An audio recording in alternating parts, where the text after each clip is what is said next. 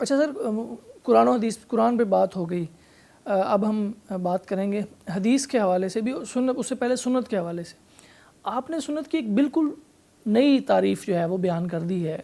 یعنی یہ کئی جگہ ایسے لگتا ہے، ہم اس کو کہ کیا عنوان دیں، آپ کی ہر بات کے اندر یہ لگتا ہے کہ جیسے آپ نے جو ہے نا وہ ایک نیا کام ہی کرنا ہے، اور اس کی پہلے ہم نے گزارش بھی کی کہ آپ کو انفرادیت کا شوق لگتا ہے. تو یہ اس کا کیا پیمانہ تھا، آپ نے کیسے یہ نئی تعریف جو ہے وہ ایجاد کی؟ اس میں اگر تھوڑا سا ایڈ کروں کہ لاجک میں اس کو ایکووکیشنل فیلسی کہتے ہیں، اور آپ یہ بہت زیادہ اس کا ارتکاب کرتے ہیں کہ آپ لفظ کو اس کے معروف معنی سے جو اصطلاح ہوتی ہے اس سے ہٹ کے کسی اور معنی میں استعمال کرتے ہیں. لفظ آپ سنت کا استعمال کریں گے لیکن مطلب اپنا آپ بیان کریں گے. لفظ آپ حدیث کا بیان کریں گے لیکن جو حدیث محدثین جسے کہتے ہیں اسے آپ حدیث نہیں کہتے. تو یہ آپ بار بار جو فیلسی کرتے ہیں اس سے مغالطے پیدا ہوتے ہیں، یہ خود مغالطہ ہے آپ کا. یہ ایک ہے رسالت مآب صلی اللہ علیہ وسلم سے علم کیسے صادر ہوتا ہے. اس میں تمام مسلمانوں نے 3 لفظ اختیار کیے ہیں، قول، فعل، تقریر و تصویب. یہی الفاظ میں نے اختیار کیے، ان کے کوئی مختلف معنی میں نے نہیں لیے. قول کا مطلب قول ہے، فعل کا مطلب فعل ہے، تقریر و تصویر کا وہی مطلب ہے جو ہمارے محققین لیتے ہیں کہ رسالت مآب صلی اللہ علیہ وسلم کے سامنے کوئی معاملہ ہوا اور آپ نے اسے برقرار رکھا. فنی اصطلاح میں اس کو تقریر کہا جاتا ہے، تصویب کر دی. تو بنیاد یہی ہے. اس کے بعد آگے بڑھیں. آگے بڑھنے کے بعد آپ یہ بتائیں گے نا لوگوں کو کہ مجھے رسول اللہ صلی اللہ علیہ وسلم سے پھر ان ذرائع سے کیا چیز ملی ہے. تو میں نے بتایا کہ قرآن ملا ہے. ساری مسلمان امت یہی بتاتی ہے قرآن ملا ہے، اس میں تو کوئی دو رائے نہیں ہیں. تو قرآن مجید کیا ہے، مجھے اس کا تعارف کرانا تھا اپنی کتاب میں.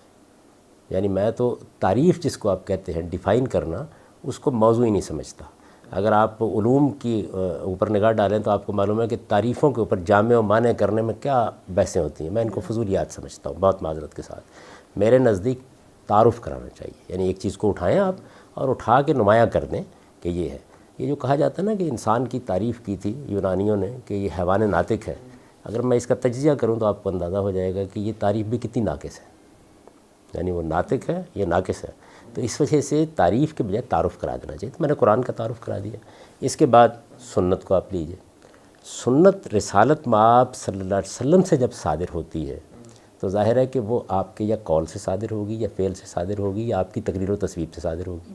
میں بھی بالکل ایسے ہی مانتا ہوں. رسالت مآب صلی اللہ علیہ وسلم کی سینکشن اور اتھارٹی کے بغیر کوئی چیز نہ اہل علم کے نزدیک سنت قرار پا سکتی ہے نہ میرے یہاں سنت قرار پا سکتی ہے.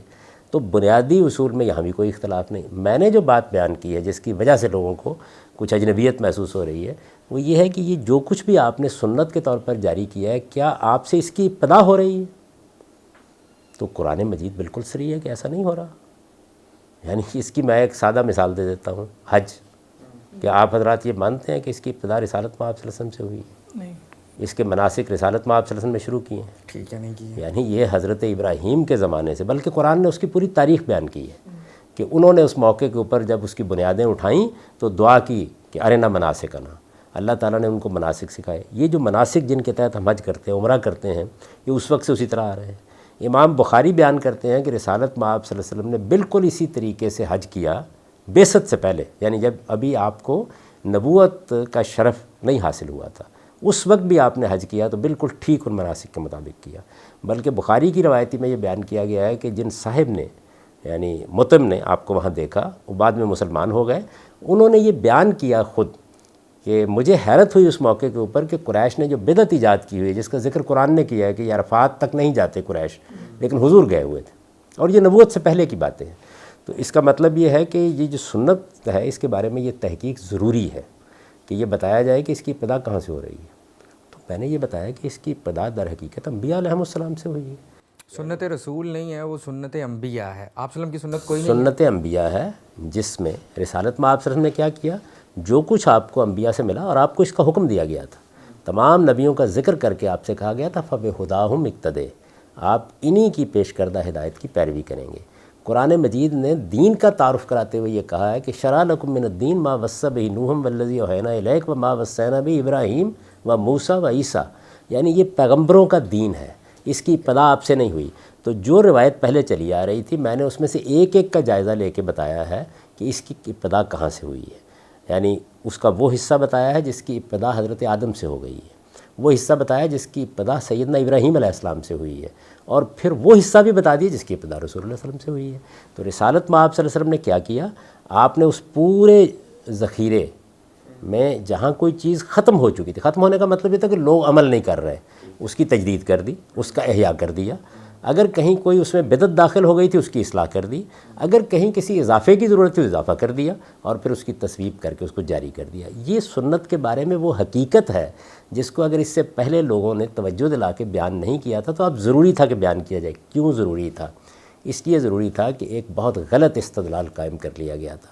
وہ استدلال آپ کے ہاں آپ کی فقہ میں بھی موجود ہے، آپ کے علم کلام میں بھی موجود ہے۔ وہ استدلال یہ ہے کہ قرآن نے یہ کہا کہ نماز کا اہتمام کرو، اس کے بعد رسول اللہ صلی اللہ علیہ وسلم نے بتایا کہ نماز کیا ہے۔ ظاہری سی بات ہے، زبان کے اسالیب کے لحاظ سے اس کی گنجائش ہی نہیں ہو سکتی۔ اگر آپ نماز کہتے کے ہیں لیے تنہا ماخذ ہے تو وہ جو تنہا ماخذ ہے وہی بتائیں گے۔ وہ تنہا ماخذ ہی قرآن دے رہا ہے مجھ کو، تو جب قرآن مجید ایک لفظ کو استعمال کر رہا ہے تو لفظ جب تک یعنی اسم اس وقت تک استعمال نہیں ہو سکتا جب تک اس کا مسمى پہلے موجود نہ ہو۔ وہ مسمى ضروری ہے کہ بتایا جائے کیا ہے اور کہاں سے آیا ہے۔ قرآن مجید میں صرف حج کے مقامات کو نکال کے آپ پڑھ لیں تو آپ کو یہ اندازہ ہو جائے گا کہ وہاں پہلے سے حج موجود ہے۔ قرآن اس میں جہاں بدعت داخل ہو گئی ہے اس کی اصلاح کر رہا ہے، جس چیز پر سٹریس کرنا ہے اس پہ سٹریس کر رہا ہے۔ یہ ضروری اس لیے بتانا ہے تاکہ قرآن مجید کے اوپر یہ تہمت ختم ہو کہ وہ ایک اسم بول دیتا ہے اور اس کا مسمى وجود میں ہی نہیں ہوتا۔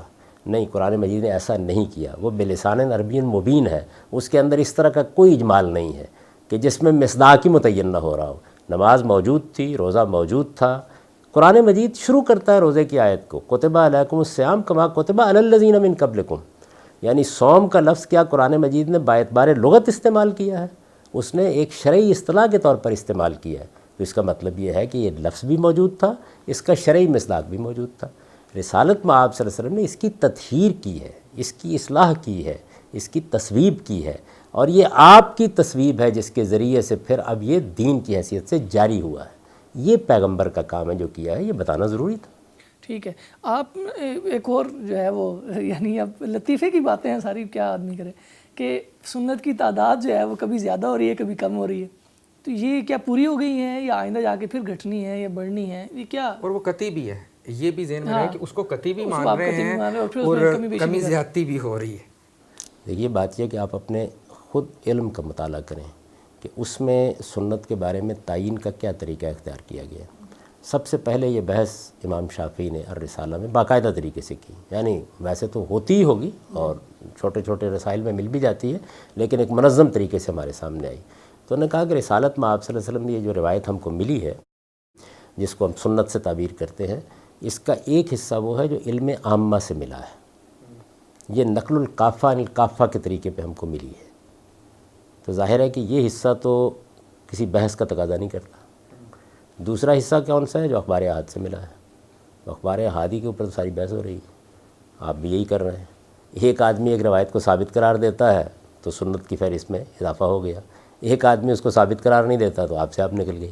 تو اس وجہ سے یہ بھی وہ چیز نہیں ہے کہ اس میں نے کوئی جرم کا ارتکاب کر دیا ہے، چونکہ اخبار احاد سے ملنے والا علم اور نقل الکافہ کے طریقے پر ملنے والے علم کو بالکل الگ الگ کرنے کا کام ہمارے ہاں اس طرح نہیں ہوا، تعین کے ساتھ، یعنی تصور موجود ہے لیکن تعین کے ساتھ نہیں ہوا۔ جب آپ اس کو کام کو کریں گے تو آپ کو کیا کرنا پڑے گا؟ آپ کو اخبار احاد کا ایک پورا انبار ہے، اس کے اندر سے اس علم کو نکالنا پڑے گا جو نقل الکافہ کے طریقے پر منتقل ہوا ہے۔ اس میں غلطی بھی لگ سکتی ہے، اس وجہ سے وہ مجھے بھی لگی۔ پھر آپ اس کو قطعی نہ کہیں، سنت کو آپ قطعی نہ کہیں، کیونکہ قطعیت کا تقاضا یہ ہے کہ اس کو سمجھنے میں کسی کو کوئی پرابلم نہ ہو۔ سورج نکلا ہوا ہے، سب کو نظر آتا ہے، یہ بات قطعی ہے، اس میں کیا تخصیص اور تعیین میں کسی کو دھوکہ نہیں ہو سکتا۔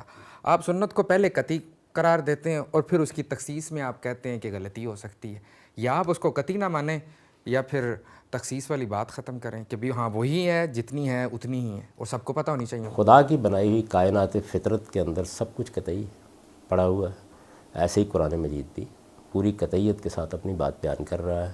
سوال یہ ہے کہ میں انسان ہوں، مجھے اس قطعی حقیقت تک پہنچنے کا سفر کرنا ہے، اس میں ٹھوکر بھی لگے گی۔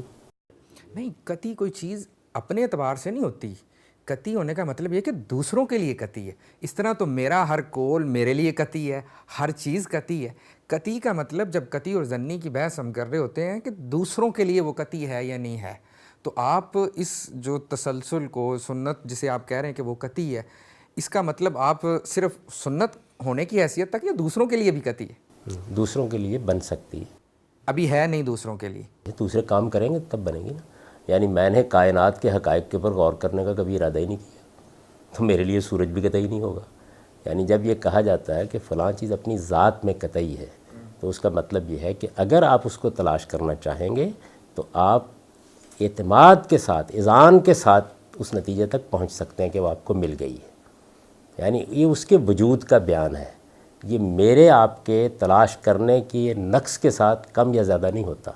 میری تو کبھی سمجھ میں یہ بات ہی نہیں آ سکی کہ لوگ اگر سارے کے سارے کسی چیز کو مان لیں تو پھر تو معذرت کے ساتھ توحید کے بارے میں کیا رائے ہے, قطعی ہے یا ظنی ہے؟ نبوت کے بارے میں کیا رائے ہے؟ اس وقت دنیا کے اندر کروڑوں لوگ نہیں مانتے اس کو. یہ سارے قطعی حقائق ہیں. ان قطعی حقائق تک انسان کو پہنچنا ہے. انسان چونکہ خطا اور نسیان میں مبتلا ہوتا ہے, غلطی بھی کرتا ہے, تو اس کے بعد تو کوئی چیز نہیں رہے گی. یعنی آپ کا یہ دین بھی نہیں رہے گا, اللہ تعالیٰ بھی نہیں رہیں گے. یعنی آپ خدا کے وجود کے بارے میں کیا کہتے ہیں؟ ایمانیات ہے نا آپ کی. ایمان جو ہوتا ہے یہ کوئی ظنی چیزوں پر تو نہیں ہوتا, قطعیات پہ ہوتا ہے نا. اللہ ہے تو بھائی میں کہتا ہوں نا, میری دریافت ہے, یہ آپ کی دریافت ہے. ہم سب مسلمان اس کو مانتے ہیں, لاکھوں لوگ ہیں جو نہیں مانتے ہوں گے. تو یہ کس طرح معیار بنا لیا گیا ہے کہ لوگوں کا باقاعدہ سروے کیا جائے گا. 100% کسی چیز کو مانتے ہیں تو وہ قطعی ہو جائے گی. 100% لوگ توہمات کو مانتے رہے ہیں. اور اعلیٰ سے اعلیٰ یعنی بالکل قطعی چیزوں کے بارے میں ایک فلسفی سوال اٹھاتا ہے. آپ دیکھیں ہیوم نے کیا کیا, اس نے آپ کے سامنے پڑی ہوئی پلیٹ کو بھی غیر قطعی بتا دی. اس تبصرہ کیا جاتا ہے اس کے بارے میں کہ بھئی اب مجھے یہ یقین نہیں رہا اس کے تجزیے کے بعد کہ میں جو کچھ کھا رہا ہوں وہ کوئی پھل ہے یا میں غلاظت کھا رہا ہوں.